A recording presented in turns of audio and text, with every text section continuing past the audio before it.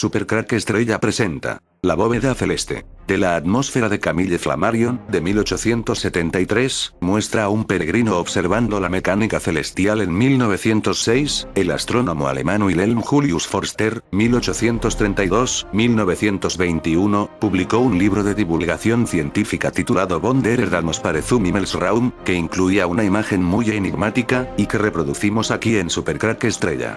En ella vemos a un hombre sobre la Tierra plana observando a través de la bóveda celeste el funcionamiento del universo. Abajo de esta pintura aparece el pueblo de Saint-Rémy de la Provence. Aquí en este pueblo está el famoso cuadro pintado por Van Gogh, La noche estrellada. Un portal dimensional fijo, en la misma Provenza francesa. Hacia 1957, el astrónomo e historiador de la ciencia Ernst Zinner propuso que esta imagen habría sido realizada a mediados del siglo XVI. Pero después se advirtió que se trataba de una talla al buril, una técnica que no se conocía antes del siglo XIX. De hecho, Forster aseguraba que había tomado la imagen del libro Astronomie populaire, publicado en 1880 por el astrónomo francés Camille Flammarion, en la foto, 1888. Pero, en realidad, la imagen no procede de ese libro. Observar que la noche estrellada, dibujada por Van Gogh, es de ese período del siglo XIX, se pintó en 1889, nada es casual. Finalmente, el astrofísico e historiador de la ciencia Arthur Beer, y el curador de libros Bruno Weber, mostraron, independientemente que la imagen se encontraba en realidad en la página 163 del libro L'Atmosphère, publicado por Flammarion en 1888. Siendo esta la versión más antigua de esta imagen, se la comenzó a llamar Ilustración Flammarion. El pie de la ilustración reza: un misionero medieval afirma haber encontrado el lugar donde el cielo y la tierra se encuentran. El texto que la acompaña dice: ¿qué es entonces esta bóveda azul que ciertamente existe y nos impide ver las estrellas durante el día? En la actualidad pueden encontrarse numerosas versiones coloreadas de esta ilustración, como la que mostramos al comienzo de esta entrada. No hay pruebas concluyentes de que este dibujo sea obra de Flammarion. Es más, siendo que en el libro no se cita a su autor, bien podría tratarse de la obra de alguno de los muchos artistas que ilustraron los libros de Flammarion, como, por ejemplo, Jean-Paul Laurens, 1838-1921, Noël Saunier, 1847-1890, Fortuné Louis Mealle, 1844-1901, Hermann Vogel, 1856-1918, Georges Antoine Rochegrosse, 1859-1938, o Carlos Schwabe, 1866-1926. En la atmósfera el texto continúa así: sea que el cielo esté claro o nuboso, siempre parece tener la forma de un arco elíptico. Nuestros ancestros imaginaban que esta bóveda azul era realmente lo que el ojo nos llevaría a creer que es. Pero, tal como señalaba Voltaire, esto es tan razonable como si un gusano de seda confundiera a su capullo con los límites del universo. Los astrónomos griegos representaban a esta bóveda como una sustancia sólida y cristalina, y tan cerca en el tiempo como Copérnico. Un gran número de astrónomos pensaba que era tan sólida como el vidrio.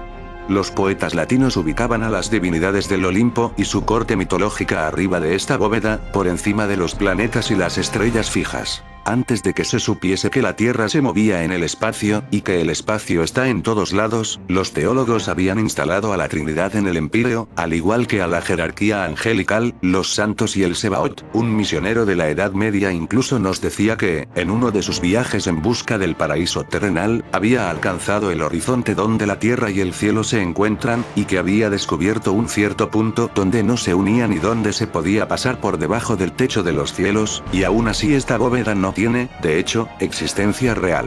Más allá del origen posiblemente reciente de la ilustración, la idea expresada por Flammarion no es nueva. Ya en De Gravitatione et Equipondio Fluidorum Newton indicaba que el espacio se extiende infinitamente en todas direcciones, puesto que no podemos imaginar ningún límite sin al mismo tiempo imaginar que hay espacio más allá. De hecho, la idea aristotélica de que por fuera de la esfera de las estrellas fijas no hay espacio ya había sido atacada desde su mismo origen. En la física de Simplicio de Cilicia, 490-560, por ejemplo, encontramos un relato de Eudemo de Rodas, k. 370 AC, k. 300 a.C., según el cual Arquitas de Tarento, c. 430 AC, 360 a.C., se preguntaba si estando en el confín del cielo, podría extender su báculo, y afirmaba que es absurdo suponer que no se podría, y si se puede, lo que hay fuera debe ser cuerpo o espacio. De tal manera, podemos alcanzar el exterior, y así sucesivamente. Y siempre habrá un nuevo lugar donde extender el báculo, lo que implica claramente una extensión sin límite por su parte. Giordano Bruno, 1548-1600, citaba un pasaje de Tito Lucrecio Caro, 99 a.C., 55 a.C., donde este volvía a formular la pregunta de Arquitas en el sentido de si es posible arrojar una lanza más allá del supuesto límite del espacio. Ahora bien, puesto que tenemos que admitir que no hay nada fuera de la suma, esta no tiene exterior y, por lo tanto, carece de fin y de límite. Y no interesa en cuál de sus regiones se toma posición invariablemente, sea cual sea la posición que cualquiera tome, deja al universo tan infinito como antes en todas direcciones. Nuevamente, si por un momento se sostuviera que todo el espacio existente estuviera limitado, suponiendo que un hombre corre hacia sus límites externos, se para en el borde extremo y arroja una lanza, decidiréis que cuando es arrojada con una fuerza vigorosa avanzará hasta el punto hacia el que fue lanzada y volará a cierta distancia, o que algo se interpondrá en su camino y la detendrá. Porque tenéis que admitir y adoptar una de las dos suposiciones, cualquiera de ellas os cierra toda escapatoria y os obliga a asegurar que el universo se extiende ilimitadamente. Si el hombre tuviera una lanza, cuya punta condujera en un movimiento rectilíneo hacia la superficie más exterior del cielo, haría que determinada parte de la lanza, en el curso de su movimiento, pasara a través de la última esfera, aunque fuera de ella no exista espacio. John Locke, 1632-1704, retomó casi textualmente el argumento original, diciendo que, si Dios situara al hombre en el extremo de los seres corpóreos, éste no podría extender su mano más allá de su cuerpo. Después de Newton, esta idea de infinitud, ya latente en el segundo postulado de Euclides, se volvió absolutamente natural. En 1897, Bertrand Russell, 1872-1970, escribió: ¿Cómo puede cierta línea o superficie formar una barrera impenetrable para el espacio? En filosofía esta noción no se puede permitir ni por un momento, puesto que destruye el más fundamental de todos los axiomas, la homogeneidad del espacio. En De Gravitatione, Newton intentó mostrar que se puede tener al menos una intuición geométrica del infinito, al variar dos de los ángulos internos un triángulo, manteniendo el tercero fijo. El vértice cuyo ángulo disminuye se aleja indefinidamente del lado opuesto, hasta que sus dos lados se vuelven paralelos y no pueden cruzarse en ningún lugar. Y este infinito es real, pues si se dibuja el triángulo, sus lados se dirigen, de hecho, hacia un punto común.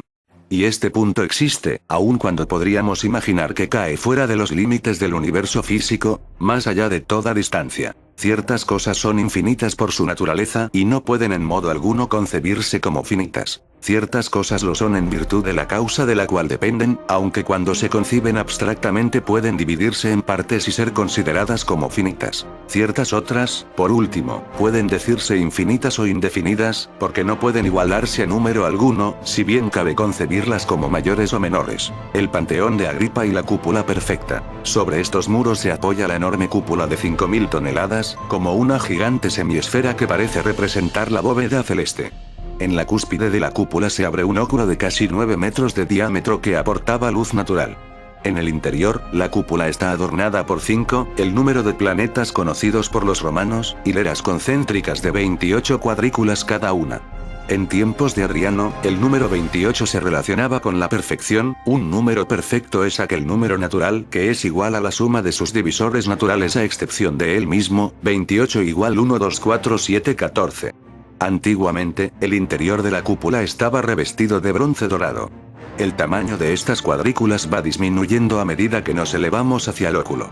Las medidas de la cúpula se corresponden con la altura de todo el edificio, de forma que si la cúpula siguiera su línea circular hasta completar una esfera, dicha esfera cabría justo dentro del templo, con sus algo más de 43 metros de diámetro y altura. En fin amigos de Supercrack Estrella, si el video te gustó pulgar arriba.